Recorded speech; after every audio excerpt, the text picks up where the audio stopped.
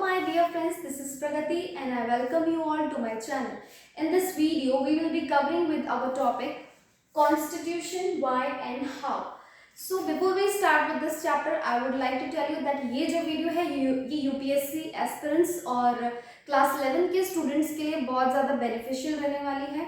जैसे कि UPSC aspirants जानते हैं कि 6 to 12 एनसीईआरटी पढ़ना उनके लिए कितना इम्पोर्टेंट है। उनके बेस को स्ट्रॉन्ग करने के लिए एनसीईआरटी को पढ़ना बहुत ज़्यादा इम्पॉर्टेंट है और ये चैप्टर पॉलिटी में उनके लिए बहुत यूजफुल होने वाला है। इस चैप्टर में हम हर चीज़ को डिटेल्ड एनालाइज करेंगे, हर एक टॉपिक को ध्यान से पढ़ेंगे, ध्यान से समझेंगे और हम वो क्वेश्चंस भी डिस्कस करेंगे जो प्रीलिम्स पॉइंट ऑफ व्यू से बहुत ज़्यादा इम्पॉर्टेंट है और क्लास 11th के स्टूडेंट्स के लिए जो क्वेश्चंस सीबीएसई पूछता है वो भी हम बिल्कुल डिस्कस करेंगे। So let's not waste any more time and let's start. So before we start we should know कि कॉन्स्टिट्यूशन क्या है। ठीक है, तो कॉन्स्टिट्यूशन क्या है? ये it is a fundamental body. Guys, आप मेरे साथ नोट्स भी बना सकते हैं, साथ साथ में आप लिख सकते हैं जो मैं यहाँ पे नोट डाउन कर रही हूँ, तो वो ज़्यादा आपके लिए हेल्पफुल होगा। It is a fundamental body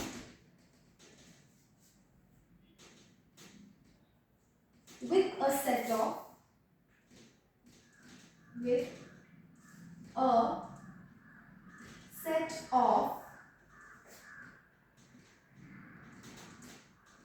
written rules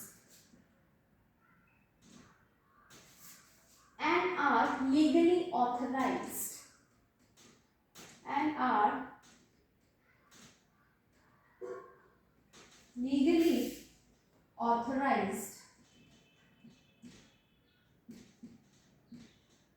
body.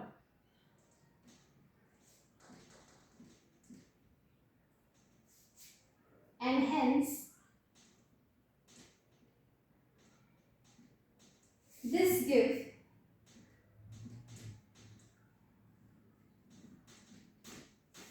control,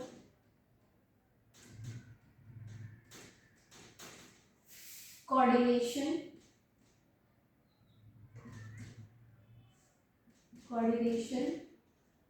and assurance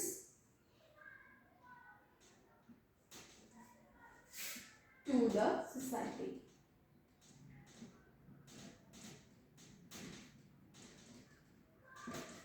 As I have written that constitution, it is a fundamental body with a set of written rules and a legally authorized body, and hence this gives control and coordination and assurance to the society. So बहुत सारे लोग यहाँ पे ये सोच रहे होंगे कि फंडामेंटल बॉडी क्या होता है, तो मैं आपको बता दूँ फंडामेंटल बॉडी का मतलब होता है very important aspect, very important base. So it's a fundamental body with a set of written rules and are legally authorized. So legally authorized का मतलब क्या होता है कि अगर आप ये रूल्स और रेगुलेशंस को फॉलो नहीं करोगे तो आपको पनिशमेंट मिलेगी। लाइक आपकी एनसीईआरटी की बुक में ये ऑलरेडी एग्जाम्पल दिया हुआ है कि फुटबॉल वाला एग्जाम्पल दिया हुआ है कि अगर आप रूल्स को फॉलो नहीं करोगे, वायलेट करोगे, तो ऑब्वियसली आपको पेनल्टी पड़ेगी। तो बिल्कुल इसी तरीके से बिल्कुल आप अगर कॉन्स्टिट्यूशन जो हमारा भारत का संविधान है उसके रूल्स और रेगुलेशंस को फॉलो नहीं करोगे तो कहीं ना कहीं आपको पनिशमेंट जरूर मिलेगी। सो इसी डर से, क्योंकि आपको पनिशमेंट मिलेगी, you have to follow these rules and regulations, और क्योंकि आप रूल्स और रेगुलेशंस को फॉलो करोगे तो इसी तरीके से हमारी सोसाइटी के साथ आप कंट्रोल कर पाओगे, कोऑर्डिनेट कर पाओगे। ठीक है, और यही चीज़ जो है पनिशमेंट का जो डर है ये एश्योरेंस देता है सोसाइटी को कि you have to follow these rules and if you will follow these rules, if you will violate these rules then you will be punished, right. So अब हम आते हैं इस टॉपिक पे, इस कॉन्सेप्ट पे कि हमें कॉन्स्टिट्यूशन बनाने की ज़रूरत क्यों पड़ी। ऐसा क्या था कि हमें कॉन्स्टिट्यूशन बनाना था।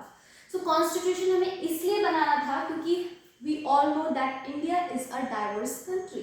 क्लास 6 में आपने पढ़ा होगा डाइवर्सिटी चैप्टर में, तो मैं थोड़ा आपको रिकॉल करवा देती हूँ कि डाइवर्सिटी एग्जैक्टली होता क्या है। आप मेरे साथ साथ लिख सकते हैं diversity.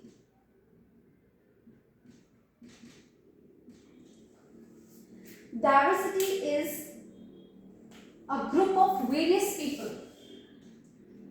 A group of various people with caste,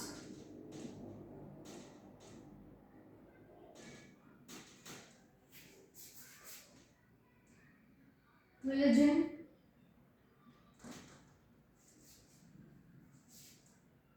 with different living standard, different living standard. So diversity क्या होता है? A group of various people with caste, religion and with different living standard. So diversity क्योंकि आपको पता है बहुत तरह तरह के लोग यहाँ पे रहते हैं, different religion, different caste है लोगों के, different lifestyle है, different thinking है। तो क्योंकि अब ये जब सारी चीज़ें एक साथ होंगी तो ऑब्वियस सी बात है थिंकिंग लेवल भी लोगों का अलग अलग होगा, और अगर लोगों का थिंकिंग लेवल अलग होगा तो कॉन्फ्लिक्ट्स तो बिल्कुल होंगे। So in order to avoid those conflicts constitution बनाने की हमें ज़रूरत पड़ी। तो कॉन्स्टिट्यूशन कब फॉर्म हुआ? देखिए ये मैं क्लास 11th और यूपीएससी एस्पिरेंट्स की पर्सपेक्टिव से बता रही हूँ। ये प्रीलिम्स में आता है और ये क्वेश्चन पूछा जाता है 2 मार्क्स पे। क्लास 11th आपको पूछा जा सकता है ये कि कॉन्स्टिट्यूशन कब फॉर्म हुआ। तो गाइज एक होता है फॉर्मेशन, एक होता है एनफोर्समेंट। तो फॉर्म वो कब हुआ था? वो था 26 नवंबर 1949 में। तो ये तब फॉर्म हुआ था। और ये कब इन्फोर्स हुआ था, मतलब ये कब फाइनलाइज हुआ, कब ये आया? तो ये आया 26 जनवरी 1950 और तभी से हम लोग रिपब्लिक डे सेलिब्रेट करते हैं।